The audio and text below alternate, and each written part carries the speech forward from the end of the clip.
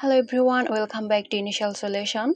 Today I will show you 3 easy ways to insert an image in Photoshop. Let's start the video.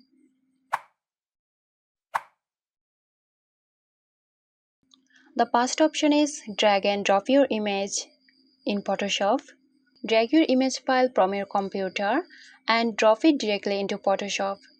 It will appear instantly with handles to resize or rotate. And another option is go to the top menu, click on File, then go to Open. Now choose your image from your computer and then click Open.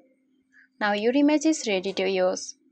The next one is again go to File, click on Place Embed, select your image and click Place. Now you can resize or rotate if needed. Then press Enter. So that's it. I hope this video helped you out. Stay tuned for more helpful tutorials here at Initial Solution.